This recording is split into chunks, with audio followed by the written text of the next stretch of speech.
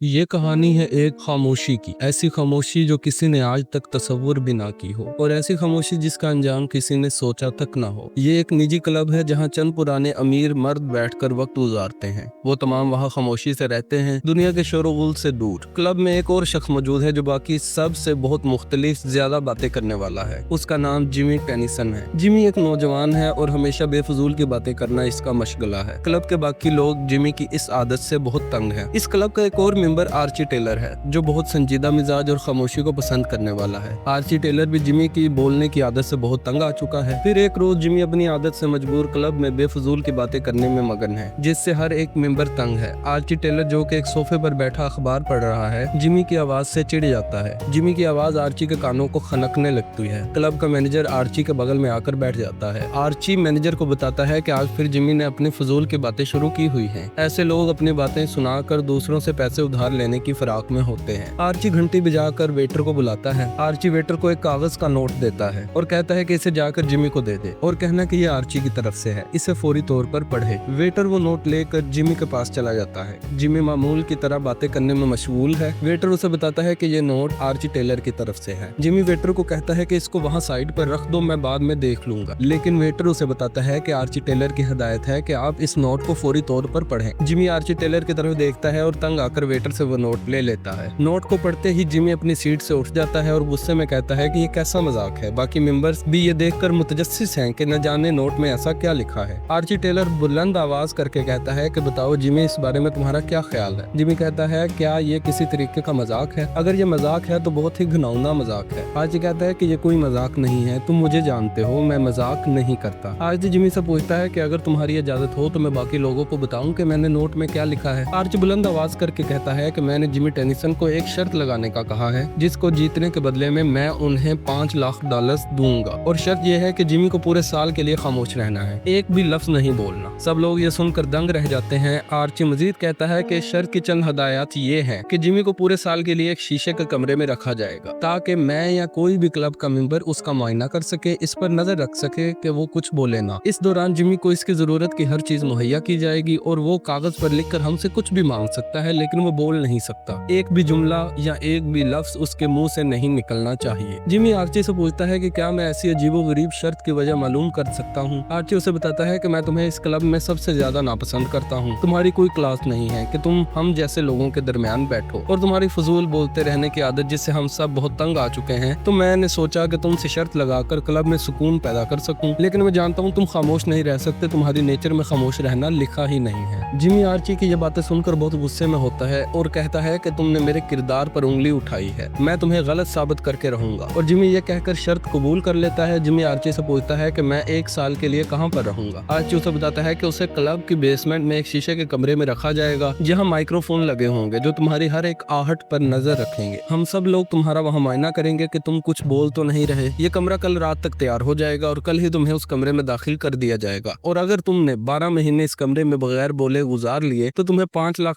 का चेक दे दिया जाएगा। जिमी मुतालबा करता है कि आप अभी वो चेक लिखकर बैंक में प्री डिपॉजिट कर दें, जिस पर आर्ची आग बबूला होकर कहता है कि मेरे अल्फाज की कीमत तुम्हारे 1 साल से ज्यादा है। क्लब का हर मेंबर मेरे लेन देन से वाकिफ है, इसलिए चेक तुम्हें 1 साल मुकम्मल करने पर ही मिलेगा। क्लब का मैनेजर जिमी को साइड पर ले जाकर वार्न करता है कि मैं आर्ची टेलर को जानता हूँ, वो बहुत गिरा हुआ शख्स है, आप ऐसा ना करें। लेकिन जिमी कहता है कि मैं अब शर्त को कबूल कर चुका हूँ और मुझे पैसों की भी बहुत जरूरत है। हम देखते हैं कि क्लब की बेसमेंट में एक शीशे का कमरा तैयार करवा दिया जाता है जिसमें आवाज को रिकॉर्ड करने के लिए माइक्रोफोन भी लगाए होते हैं। जिमी को इस कमरे में बंद कर दिया जाता है और आर्ची की तरफ से जिमी पर कड़ी नजर रखी जाती है। अब जिमी को इस कमरे में कई हफ्ते बीत चुके हैं। बगैर कोई लफ्ज बोले एक वेटर जिमी के लिए खाना लेकर जाता है, तो आर्ची उस वेटर से दरियाफ्त करता है कि जिमी खाना तो ठीक तरह से खा रहा है, जिस पर वेटर बताता है कि पहले कुछ रोज तो जिमी ठीक से नहीं खा रहा था, लेकिन अब वो ठीक है। हम जिमी को देखते हैं जो बेहद पुरसुकून है, हाथ में सिगरेट और कोई परेशानी नहीं। यूं मालूम होता है कि जैसे वो अब शर्त से लुत्फअंदोज होने लगा है। वेटर कमरे का लॉक खोलकर खाना मेज पर रख देता है और जिमी से पूछता है क्या उन्हें किसी चीज की जरूरत तो नहीं है, जिस पर जिमी सिर हिलाकर उसे जवाब देता है। वक्त गुजरता जाता है। जिमी अभी भी साबित कदम होकर कमरे में अपना वक्त गुजार रहा है। आर्ची अंदर से बहुत परेशान है क्योंकि उसने नहीं सोचा था कि जिमी इतने हफ्तों तक खामोश रह पाएगा। जिमी बोरियत दूर करने के लिए कमरे में खुद से ही ताश खेलता है। महीने दर महीने बीतते जाते हैं लेकिन जिमी ने एक भी लफ्ज नहीं बोला। क्लब का मैनेजर आर्ची से मिलता है और कहता है कि और कितनी देर आपने ने अपना घिनौना मजाक चलाना है, जिस पर आर्ची कहता है कि तुम खुश नहीं हो क्या कि 4 महीने बीत गए और हमें उसकी आवाज सुनने को नहीं मिली, और ज्यादा से ज्यादा वो 1 माह और गुजारेगा, फिर वो हार मान लेगा। मैनेजर आर्ची से कहता है कि मैं उम्मीद करता हूँ कि तुम्हारे पास $5 लाख मौजूद होंगे, क्योंकि मुझे लगता है कि जिमी वहाँ इस कमरे में पूरा साल गुजार लेगा। जिमी हर दिन गुजारने के बाद कैलेंडर पर उस दिन को क्रॉस करता है। आर्ची कमरे के बाहर से जिमी को कहता है कि तुमने मुझे बहुत हैरान किया है, मैं नहीं जानता था कि तुम इतने साबित कदम रहोगे, तुमने इतने महीने बगैर बोले गुजार लिए, लेकिन मुझे अब मालूम हो रहा है कि ये शर्त अब ज्यादती की हद तक बढ़ चुकी है, हमें अब इसे खत्म कर देना चाहिए। अगर तुम कमरे से बाहर आ जाओ तो मैं तुम्हें $1000 देने के लिए तैयार हूँ। जिस पर जिमी इसे कागज पर लिखकर जवाब देता है कि अभी बस 3 महीने और बाकी हैं, मैं शर्त को मुकम्मल करूंगा। अब आर्ची इस पर इमोशनल अटैक करने लगता है। वो इसकी बीवी का जिक्र करता है। वो कहता है कि मैंने तुम्हारी बीवी को किसी गैर मर्द के साथ देखा है, तुमने अपनी बीवी से मिलने के लिए इतने खत भी लिखे, लेकिन उसने किसी खत का जवाब नहीं दिया। मुझे लगता है तुम अपनी बीवी को खो दोगे। अगर तुम अभी कमरे से बाहर आ जाओ तुम्हारी शादी बच सकती है। ये सुनकर जिमी मायूस होकर बैठ जाता है। वक्त गुजरता जाता है और जिमी के जहन में आर्ची की हुई बातें गूंजती हैं, जो इसने इसकी बीवी के बारे में की थी। अगले रोज आर्ची फिर जिमी को बहकाने की कोशिश करता है कि किसी तरह जिमी शर्त छोड़कर कमरे से बाहर आ जाए। वो फिर जिमी की बीवी के बारे में बात करने लगता है, जिस पर जिमी गुस्से में शीशे पर हाथ मारकर इसे रोकता है। आर्ची अब घबराने लगता है। इसे महसूस होने लगता है कि कहीं जिमी ये शर्त जीत ना जाए और इसे $5 लाख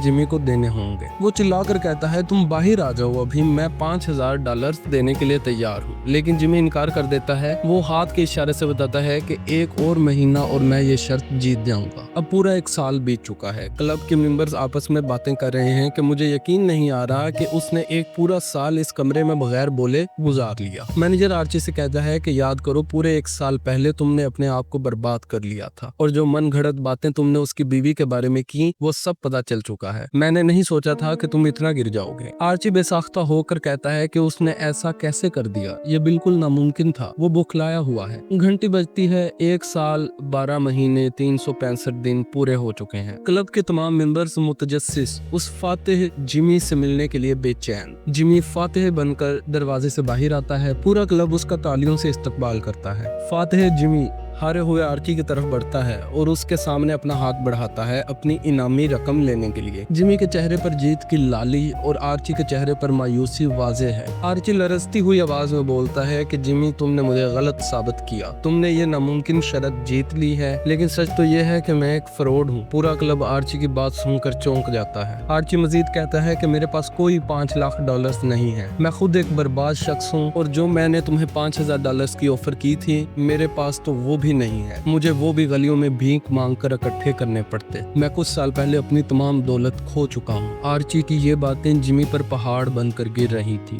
गिरती भी क्यों नहीं, उसने अपनी जिंदगी का पूरा साल शर्त के नाम कर दिया था। आर्ची ये कहकर कि मैं अब इस क्लब का हिस्सा नहीं रहूंगा और मेरे जैसे फ्रॉड की इस क्लब में कोई जगह नहीं है, वहाँ से जाने लगता है। जिमी उसको बाजुओं से पकड़कर रोकता है। जिमी उसे कुछ कहना चाह रहा होता है लेकिन वो बोल नहीं पाता। क्लब के तमाम लोग उसे कहते हैं कि जिमी, तुम बोल सकते हो, अब तुम बोल सकते हो, लेकिन जिमी कुछ नहीं बोलता। जिमी अपनी जेब से कागज निकालता है और उस पर कुछ लिखकर आर्ची को दे देता है। वो कागज पढ़कर आर्ची के पांव तले से जमीन निकल जाती है। तमाम मेंबर्स आर्ची से दरियाफ्त करते हैं कि उसने कागज पर क्या लिखा है। जिमी की आंखें आंसुओं से भीग चुकी हैं। आर्ची जिमी का लिखा हुआ नोट पढ़ता है, जिस पर जिमी ने लिखा था, मैं ये जानता था कि मैं 1 साल क्या 1 दिन भी बोले बगैर नहीं रह सकता, इसलिए मैंने तब अपनी आवाज की रगें काट दी थी। उसके साथ ही जिमी अपनी गर्दन से रुमाल को हटाता है और हम उसकी गर्दन पर उस जख्म का निशान देख पाते हैं। क्लब के तमाम मेंबर्स पर यह हकीकत बिजली बनकर गिरती है। इस शर्त का ऐसा नतीजा किसी ने सोचा भी ना था। पूरे क्लब में खामोशी छा जाती है और ये ऐसी खामोशी थी जिसमें जिमी की चीखें रची हुई थी। पूरा क्लब जिमी की तरफ हमदर्दी की नजरों से देख रहा था। कैसे एक शर्त ने एक आदमी की जिंदगी बर्बाद की जिसमें वो जीत कर भी अपना सब कुछ हार गया।